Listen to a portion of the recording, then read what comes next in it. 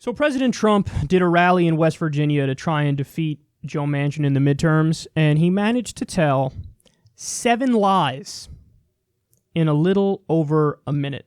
So take a look at this, and then I'll do my best to, run through it all. This is a very important election. It will decide which party controls the United States Senate. A Democrat-controlled Senate will try to take away your Second Amendment. They're going to take it away. They want to take over American health care and destroy it. They want to make us Venezuela. That's what they want to do. You'll have Venezuela, big version. Erase America's borders. We fight for borders, but hey, by the way, I see the signs, finish the wall. That's a good, finish the wall. We are in the process. This is a guarantee. Your coal mines and your miners are working. They will kill West Virginia coal. That's a guarantee. And they want to turn our federal courts into the political arm of the Democrat resistance. You see it. You see it. Now, Joe Manchin voted no on tax cuts for American families. He just voted no. What are you going to say? Okay, so here we go. Fact-checking time. Joe Manchin voted no on tax cuts for working families. I'm no fan of Joe Manchin. As is well known, I was fucking, in part, responsible for primarying him. But the reality of the situation is, his framing is just factually wrong. He voted against a tax cut bill for corporations and billionaires and the rich. 83% of the benefits of Trump's tax bill went to the top 1%. Joe Manchin voted against that bill. Joe Manchin voted against that bill because he would argue you didn't give proper tax relief to working families. Trump's framing is Joe Manchin voted against tax cuts for working families. Guys, everything is in the framing. And that is unapologetically dishonest framing right there. That's what that is. So this isn't to defend Joe Manchin, it's to state the facts. So this is what I mean, 7 lies in a little over a minute. That's one of them. The next is, or actually let's go back to the beginning. Democrats want to end the Second Amendment. If you were really being honest and engaging in a serious debate, you know what you would do? You would say, here's what my opponents are in favor of. My opponents are in favor of, the strongest thing they would be in favor of is banning assault weapons, banning high-capacity magazines, doing universal background checks, basic reforms like that. So that's what they're for. Hey, here's why I don't agree with each one of those provisions, and here's why I don't agree with it. Here's my argument. What does he do? Democrats want to end the Second Amendment. But see, now you went from trying to disagree on the issue of guns to just lying. That's a lie. There's not a single Democrat who said, let's repeal the Second Amendment. Not a single one. Not one elected Democrat has said that. Maybe there are some Democrats, I don't know, somewhere in the country, in fucking Milwaukee or some shit, who are like, yeah, we should get rid of the Second Amendment. Okay, I'm sure they exist.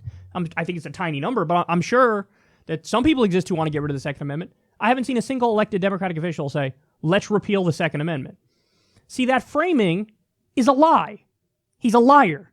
But the thing is, guys, we're so used to it with Trump that these are the kind of lies that don't even register.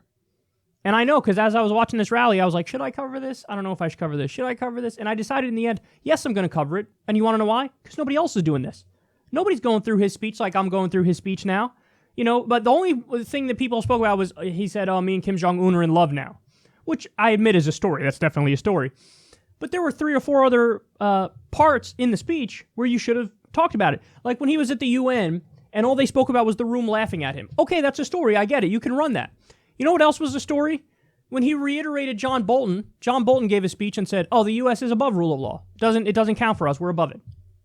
Trump went to the United Nations and said to them, yeah, the International Criminal Court, we don't abide by it. We don't agree with it. We're above it. International law, yeah, we're above it. UN Human Rights Panel, we have disagreements with it, so we're done with it. That's a huge story! And nobody talked about it. The world's sole superpower officially declaring itself above rule of law. Do you realize the implications of that? That means, sure, we had Iraq and we got all these war criminals and these tortures and stuff. Never going to prosecute them. But now, going forward, it's not even a question. We could do torture as much as we want, do offensive wars as much as we want, and you can't do shit about it. Why? We're above the law. The law and order president who ran on law and order is declaring, I despise law and order. We're above it. That's a real story. This is a real story. 7 lies in a little over a minute. Then he says, oh, Democrats are trying to take over American healthcare and destroy it. Again, that's a lie.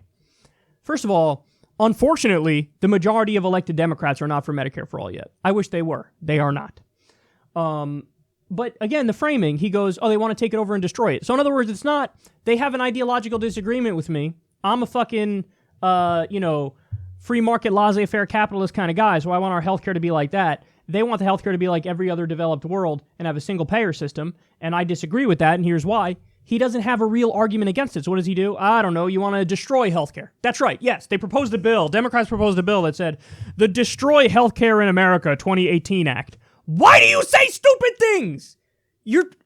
I can't fathom anybody watches Trump here and really goes, yeah, man, he nailed that one right there. The Democrats want to destroy our healthcare system.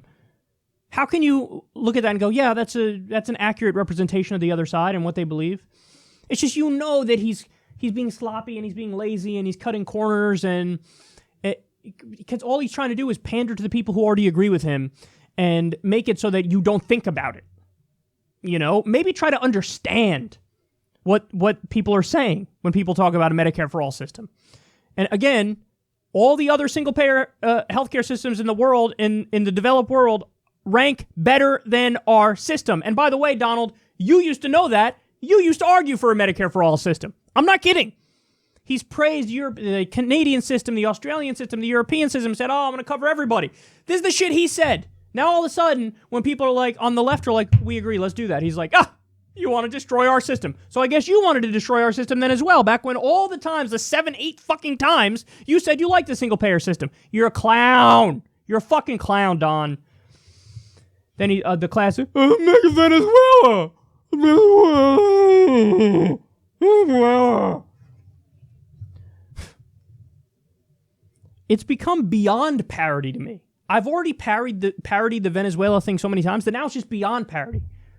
I don't even want to give it the time to even bother to even mock it at this point. It's so stupid. Venezuela. Venice-fucking-Wela. Again, name a single person on the left who's like, when I look at our system and I think of the reforms I want to do, the ideal country that comes to mind that I would like to emulate is Venezuela. Nobody says that. Ever. Ever. And as I've pointed out before, many others have pointed out, because it's just a fact, they pretend like, oh, Venezuela is imploding totally under the weight of its own decisions. When the reality is there are tremendous economic sanctions from the outside by the West. Now, that I'm not defending the Venezuelan system because I don't agree with it. But to not take that into account, again, is dishonest. It's a lie by omission. And again, it's just a flat-out lie by commission for him to say the Democrats want to make us Venezuela. A big one, a big Venezuela. And then he says Democrats want to end borders. Again, name a single Democrat who's proposed a bill that wants to end borders. It doesn't exist. That's not a thing. That's your counter-argument, which is a total straw man of the opposition. And it's obvious to anybody who's really paying attention. In fact, Democrats have given so much to the right when it comes to compromise on this. They're like, okay, let's do border security. Fine, here's a tremendous amount of money for border security. Can we have a path to citizenship now? And you say no. And even to the point where some Democratic representatives were like, you know what? We'll give you the wall. We'll give you the fucking wall. Take the wall. Let's make a deal and let's have a path to citizenship. Nope. I'll go out there and pretend like you don't even believe in borders.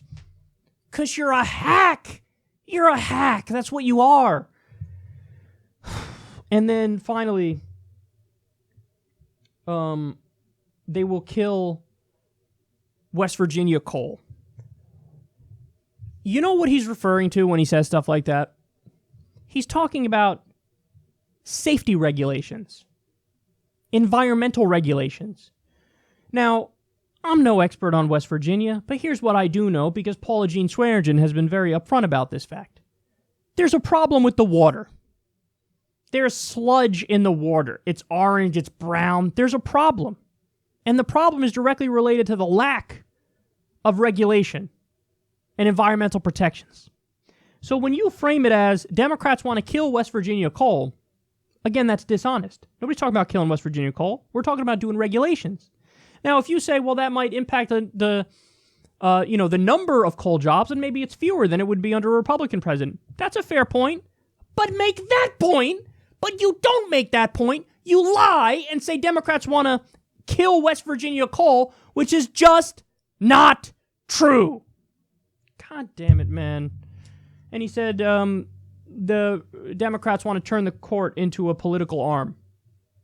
As he just picked the most ruthlessly partisan guy under the sun, Brett Kavanaugh, who is a down-the-line far-right winger. In his hearing the other day, he blamed the fucking Clintons for the allegations against him, even though the allegations surfaced as early as fucking 2012 and resurfaced even before he was picked this time around. He was on the list, and they said, hey, listen, Kavanaugh got issues, don't go with him. So Trump's like, I'm going to go with him. So as you go deeply, deeply partisan and far-right wing, what do? Projection. As the Democrats want to turn the court into a political arm, as I turn it into a political arm. You're a smear merchant. You're a liar. You don't know what the fuck you're talking about. You're a joke, and it's embarrassing.